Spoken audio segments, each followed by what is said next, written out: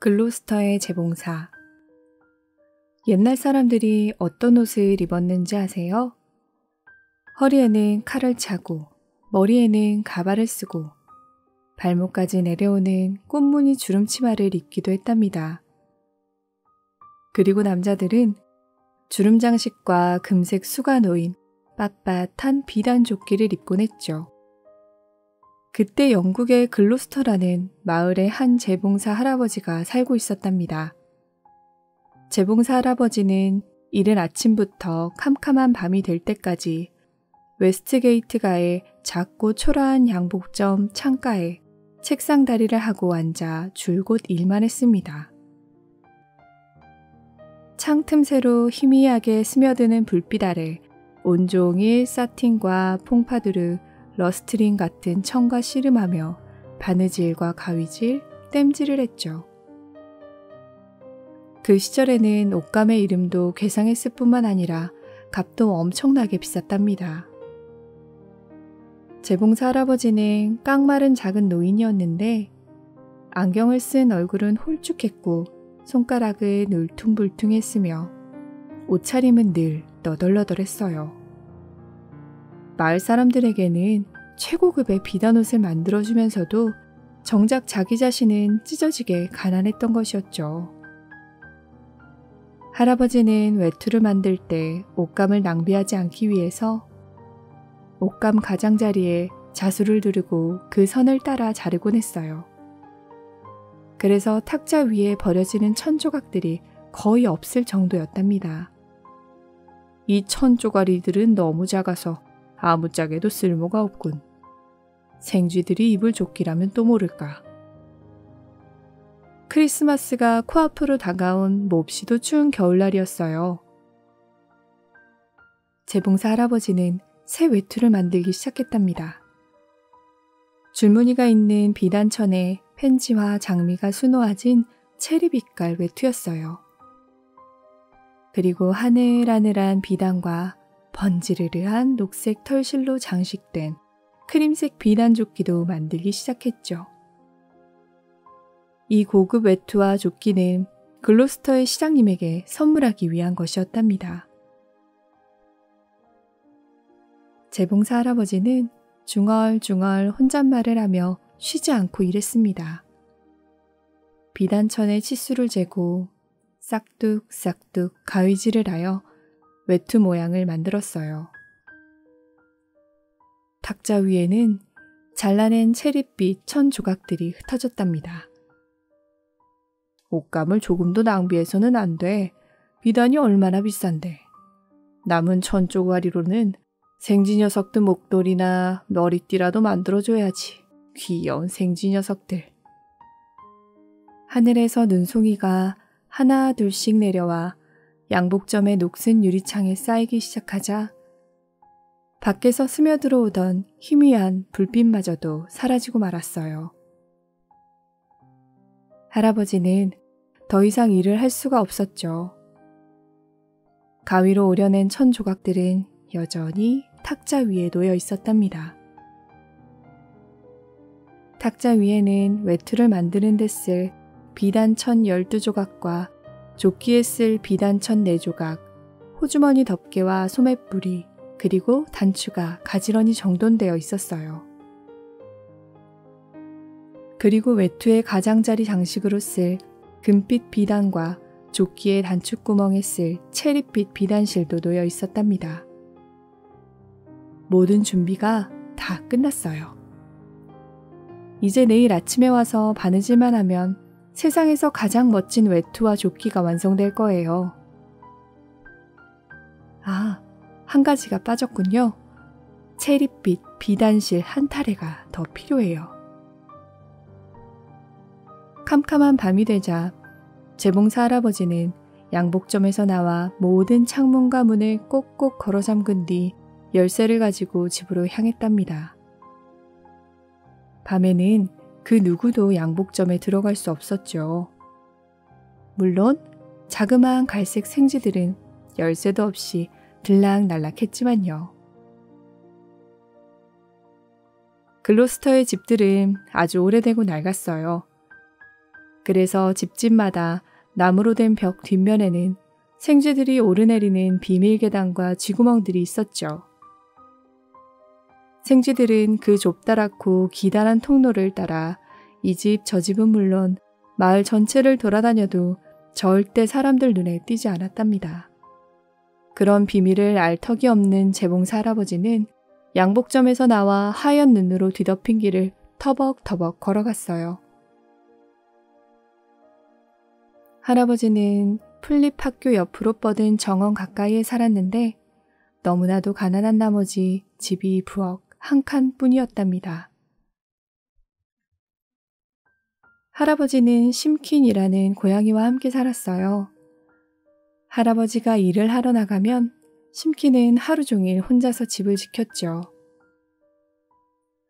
그리고 심킨은 생쥐를 아주 좋아했어요.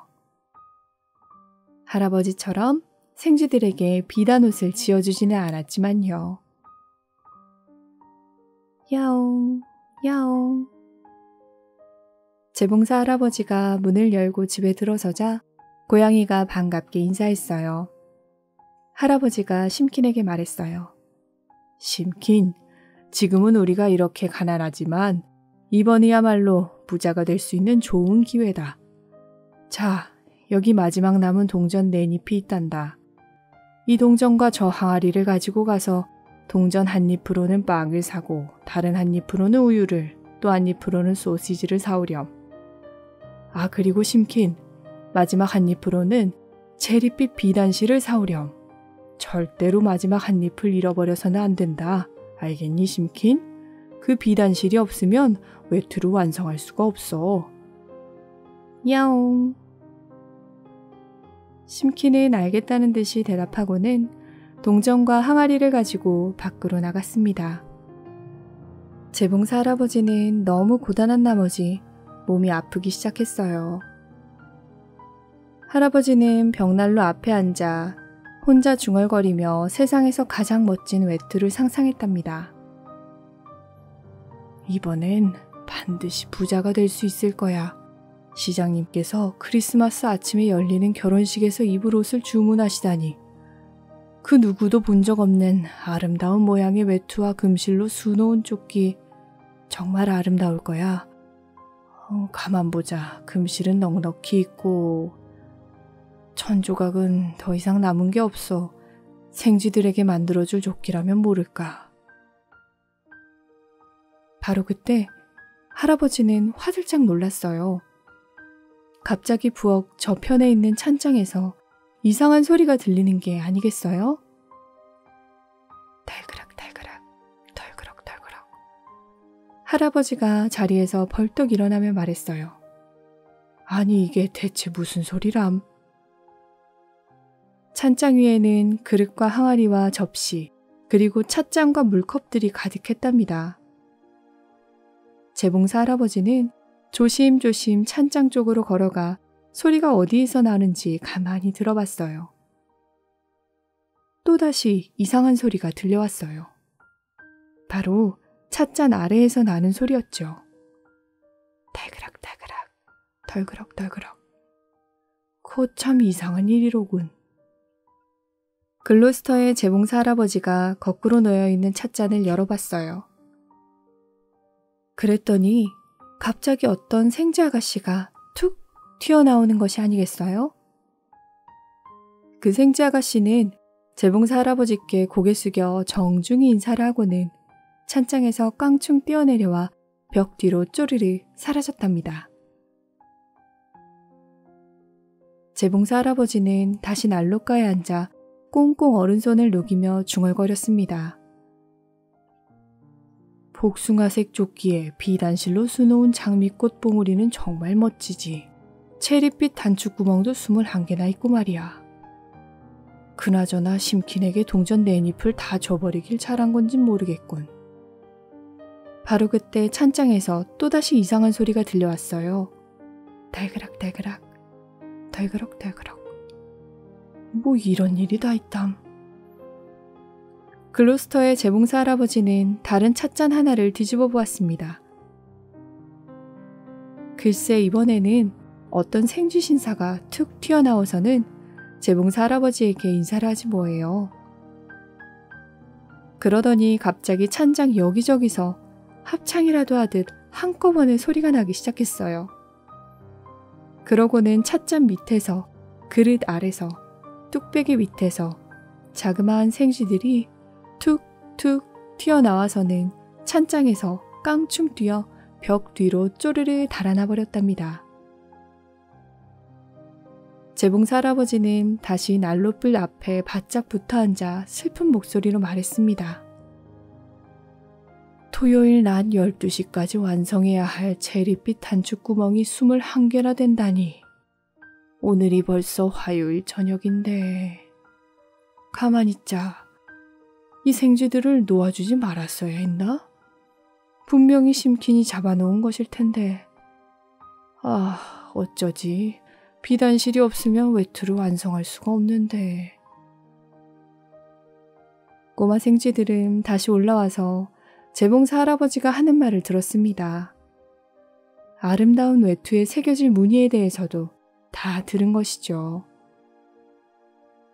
생쥐들은 외투의 금빛 장식과 생쥐를 위해 남겨둔 천 조각에 대해 속닥속닥 귓속말했습니다. 그때 갑자기 생쥐들이 벽 뒤의 통로로 우르르 달려가며 찍찍 소리를 질렀습니다.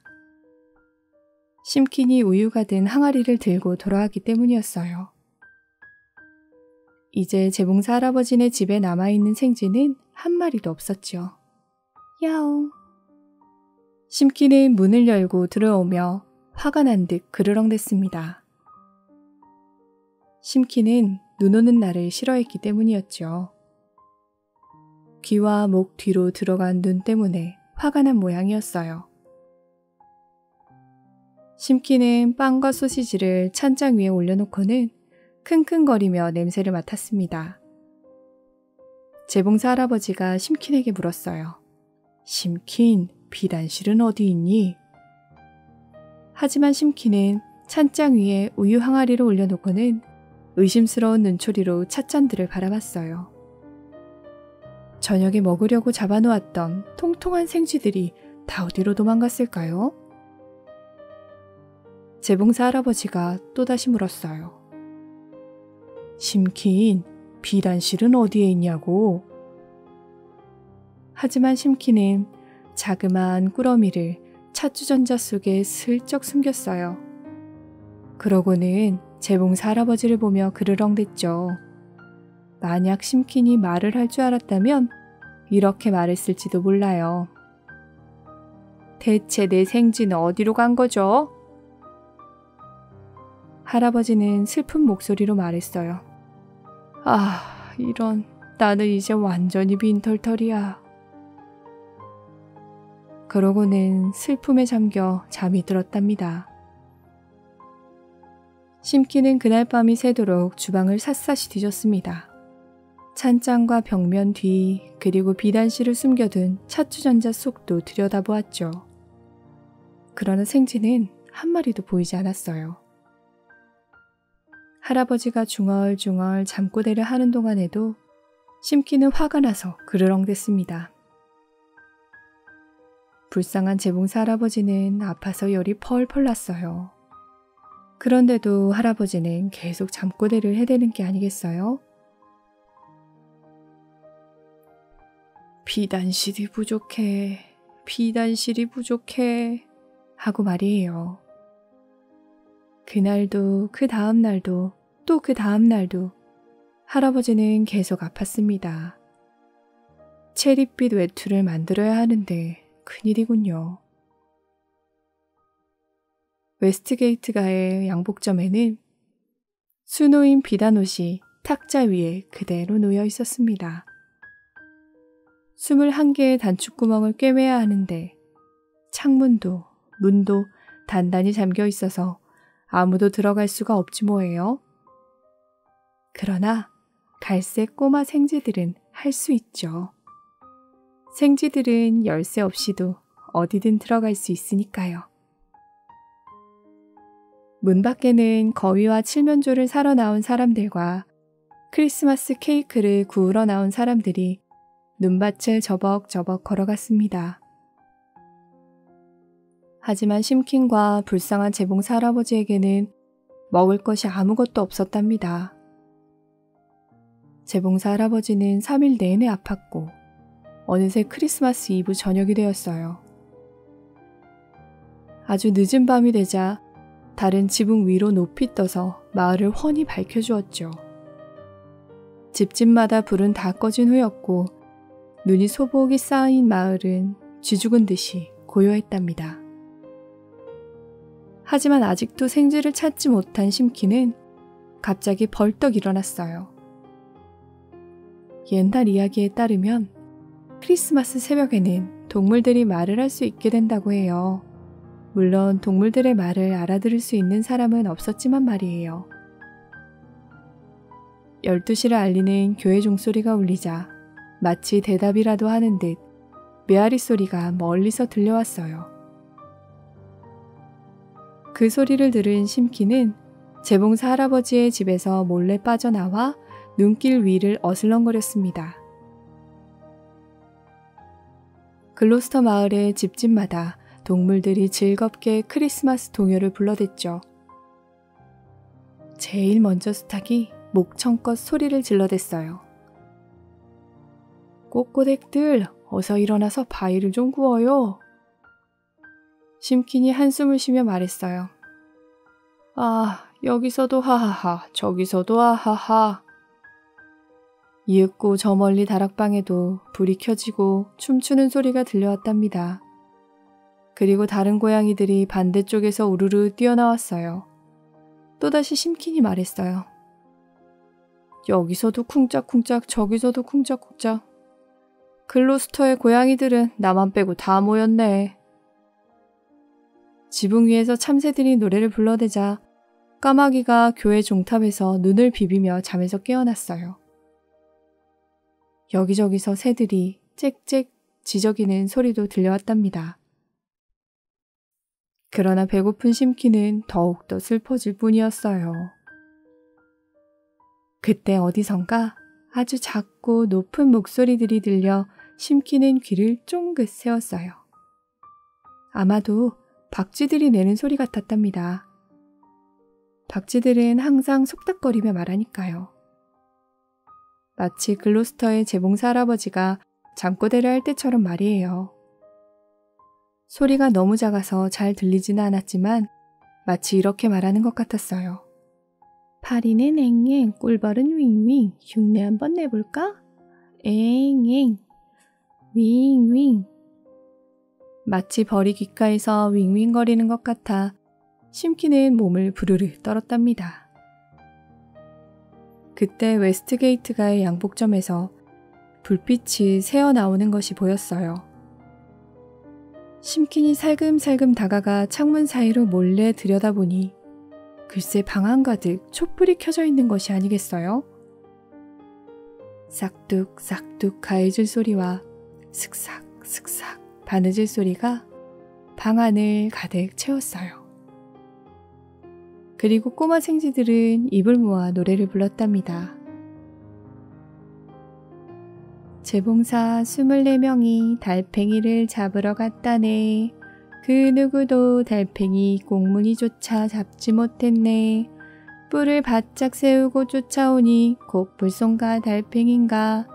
더 빨리 달리지 않으면 달팽이에게 잡혀먹겠네. 생쥐들은 쉴 새 없이 노래를 불러댔어요. 여주인 몰래 귀리를 채로 쳐서 여주인 몰래 밀가루를 빻아서 밤송이 안에 꾹꾹 채워놓고 오븐에 1시간만 기다리면 야옹 야옹. 심킨이 문을 박박 긁으며 시끄럽게 소리를 질렀습니다. 그러나 열쇠는 재봉사 할아버지의 베개 밑에 있었기에 심킨은 들어갈 수가 없었죠. 꼬마 생쥐들은 심킨을 보고 깔깔거렸어요. 그리고 다른 노래를 부르기 시작했답니다. 생쥐 3마리가 물레로 실을 뽑고 있었네. 지나가던 고양이가 힐끔힐끔 생쥐들아 무엇을 하고 있니? 아주 멋진 외투를 만들고 있단다. 오, 그거 참 재미있겠네. 내가 들어가서 실을 잘라줄까? 오, 안 돼, 야옹아. 우리 머리를 깨물려는 것을 모를 줄 알고. 야옹, 야옹. 심킨이 소리 지르자 꼬마 생쥐들이 대답했어요. 용용 죽겠지, 용용 죽겠지. 영국 사람들은 빨간 옷을 입는다네.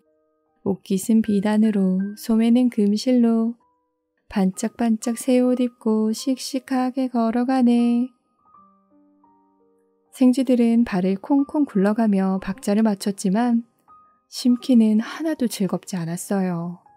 그저 문 앞에 코를 박고 킁킁거리며 낑낑댈 뿐이었답니다. 시장에 가서 과일과 과자를 샀다네. 탁자와 의자도 샀다네. 이 모든 걸 동전 새잎에 샀다네. 그때 갑자기 한 생쥐가 외쳤어요. 그리고 찬장 위에 뭐가 있냐면, 그 말을 들은 심킨이 창문을 벅벅 긁어대며 외쳤어요. 야옹, 야옹. 그러자 방 안에 있는 생쥐들이 펄쩍펄쩍 뛰며 찍찍대는 것이 아니겠어요? 비단실이 없네, 비단실이 없어. 그러고는 창문으로 가서 덧문까지 완전히 잠가버렸답니다. 이제 심키는 방 안을 들여다볼 수도 없었어요. 하지만 콩콩 발을 구르며 불러대는 생쥐들의 노랫소리는 창문 틈으로 계속 들려왔어요. 심키는 갑자기 무슨 생각이라도 난 듯 양복점 앞에서 발을 돌려 집으로 돌아갔어요. 불쌍한 재봉사 할아버지는 깊은 잠에 빠져 있었답니다. 심키는 살금살금 걸어가 차추전차 속에서 비단실 한 타래를 꺼냈어요. 비단실이 달빛을 받아 반짝였죠. 심키는 착한 꼬마 생쥐들을 생각하며 자신의 못된 행동을 반성했답니다. 드디어 크리스마스 아침이 되었어요.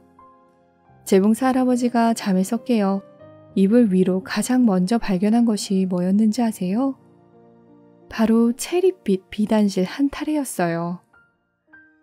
그리고 침대 옆에는 자신의 잘못을 뉘우친 심킨이 서 있었답니다.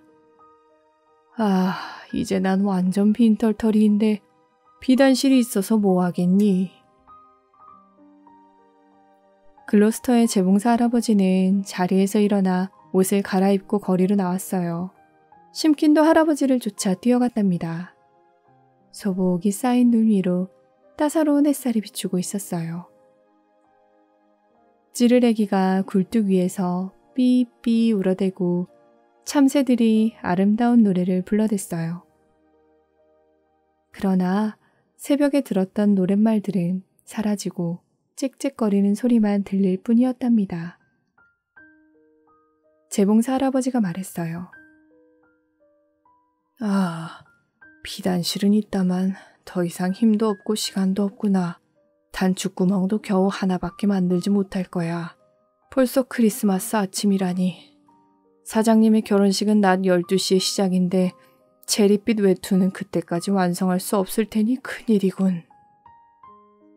재봉사 할아버지가 웨스트게이트가의 초라한 양봉집의 문을 열자 심킨이 불이 나게 달려들어갔어요. 마치 먹이를 쫓는 고양이처럼 말이에요. 하지만 양복점 안에는 아무도 없었어요. 갈색 생쥐 꼬리조차도 눈에 띄지 않았답니다. 그리고 바닥은 실오락이나 천조각 하나 없이 깨끗했어요. 아니, 이럴 수가. 탁자 위를 본 재봉사 할아버지는 기쁨의 탄성을 질렀어요. 글쎄, 탁자 위에는 세상에서 가장 아름다운 외투와 비단조끼가 놓여있는 것이 아니겠어요? 할아버지가 양복점을 나섰을 때는 분명히 별 볼 일 없는 천조각이었는데 말이에요. 외투는 장미와 펜지로 화려하게 장식되어 있었고 비단조끼에는 양귀비와 국화가 수놓여 있었어요. 딱 한 군데만 빼고 모든 것이 완벽했답니다. 그 한 군데는 바로 체리빛 단축구멍 하나였어요. 그리고 그 단축구멍 위에는 누군가가 작디 작은 글씨로 비단실이 없어요 라고 쪽지를 적어 놓았지 뭐예요. 그 이후로 글로스터의 재봉사 할아버지는 굉장히 유명해지기 시작했답니다. 몸도 건강해지고 아주 부자가 되었죠. 글로스터의 재봉사 할아버지가 만든 조끼는 세상에서 가장 아름다운 조끼였어요. 그 소문을 들은 글로스터의 부자들과 이웃 마을의 신사들은 모두 할아버지를 찾아왔답니다. 이전까지는 그 누구도 그렇게 아름답게 수놓인 레이스와 소매 장식을 본 적이 없었죠.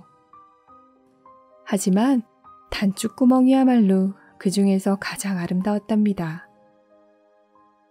특히 단추구멍을 꿰맨 바느질 솜씨가 어찌나 흠이 없고 깔끔한지 안경 낀 재봉사 할아버지가 울퉁불퉁한 손으로 그 단추구멍들을 꿰맸다는 것을 믿을 수가 없을 정도였어요. 게다가 그 바느질 자국이 너무나도 작고 섬세해서 자그마한 꼬마 생쥐들이 꿰맨 것 같았답니다.